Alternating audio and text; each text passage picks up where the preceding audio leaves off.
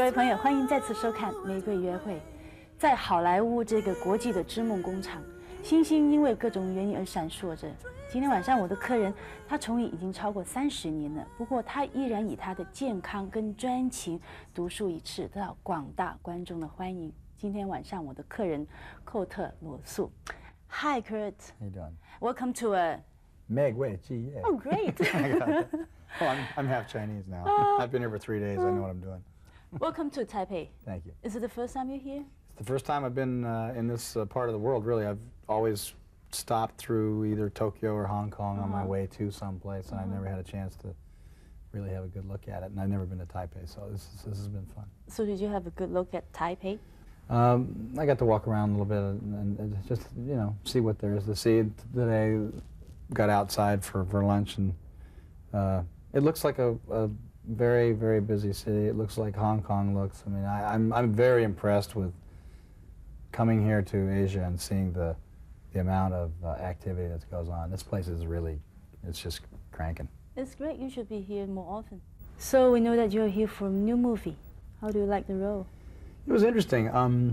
When I first read it, I wasn't too interested in it, and I thought it sort of, the picture sort of was just a science fiction picture that lacked any kind of connection to humanity. And then after talking to Roland Emmerich and Dean Devlin and Mario Casar about it, was able to work with them and structure a character that I think brings an amount of humanity to the picture that helps, you know, helps the picture be enjoyed as a science fiction fantasy kind of. It's a big looking picture, and it was fun to do it. Was it really tough to walk in the desert?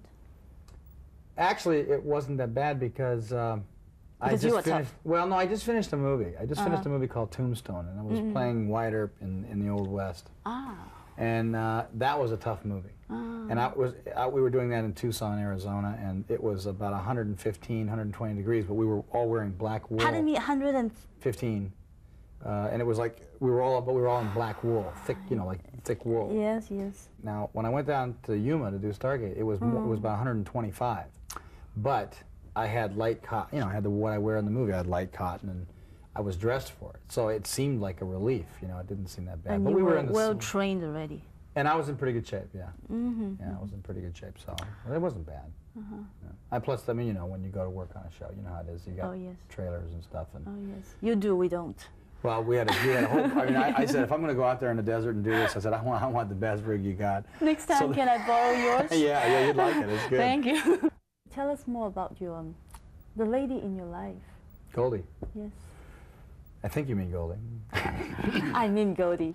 She was in Hong Kong for 5 days and had a great time, and then she had to go back because one of our kids has a school show, a Christmas extravaganza. Yes. She is the director? No, she's just the mom that has to be there. You know, I mean, if it wasn't for this, I would be there. But she's doing good. She's doing really good. Looking to try to find some project that she wants to do next. Oh, she's always my favorite. Well, talking about something serious. Yeah. You know, people are really losing their sense of value nowadays. You feel that? I think people just, they don't treasure each other anymore.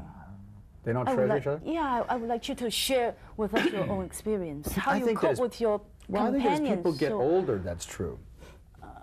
I mean, I think that, you know, I think that you can walk the street and find a 19, 20-year-old couple that would probably totally disagree with you. I mean, I find lots of couples that are young, in love. In what way disagree with me?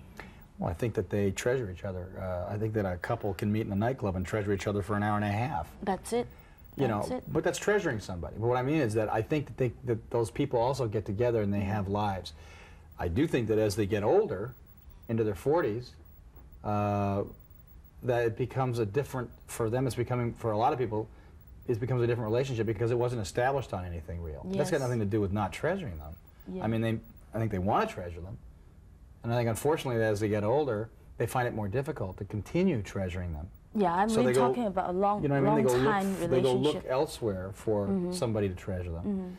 Maybe those things people need to examine and work on and stuff to be able to do that. But I think they want to. Is there any rule or regulation at all that you can do in order to maintain such an intimate relationship? Well, I don't believe in intimate relationships. And that's why I'm not married to Goldie. Goldie and I are not married because we have a relationship that's based on me being me and her being her. I don't want to get into her world. I don't want her in my world. I want to be with her. I want to go have fun with her. You know what I mean? The Goldie's the only woman I've ever been able to be with that I've ever found that was like that. She is like-minded in that respect. She doesn't, I don't find her to be an encumbrance. I find her to be an enhancement. That's great. I think that's just a shot of luck, but I think that if, you know, I think that people being intimate sometimes is like, it backfires on you. I have intimate moments with Goldie. I have an intimate piece of our relationship. I share our children. That's an intimacy. But I am not always intimate with, I don't want to be always intimate with Goldie. I don't want her to feel that she has to be a person who is going to make me happy by consistently being intimate with me, because it would be confining. It would choke me. It would choke her. You know, she's got to go be able to do what she wants, think about what she wants. That is quite important to remember, that everybody is an individual. I don't think so many people knows or recall that Kurt, he really played Elvis. Are you really that Elvis?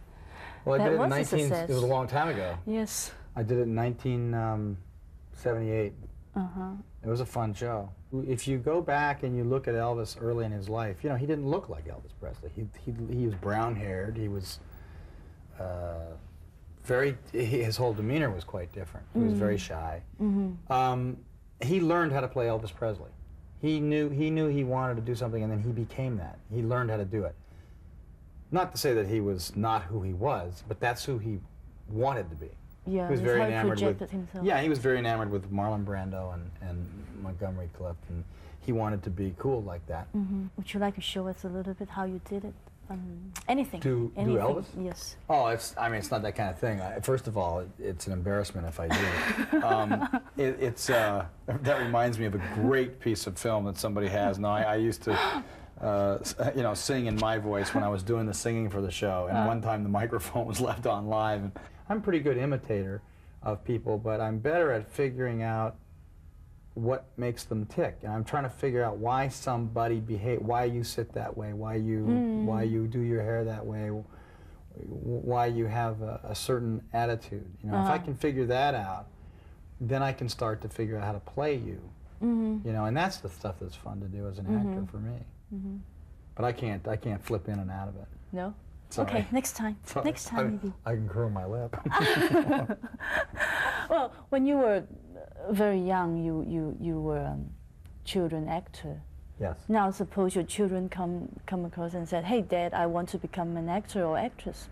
What would you say? The only thing that I would advise against doing is, because of the history of kids in show business, in terms of where their career doesn't go, you know, usually they reach about, if a kid starts at 7 or 8, he might use around 13, 14, and his career's over with. And a lot of times that's due to the fact that they did something that was really successful, and the audience does not want them to change. Yes.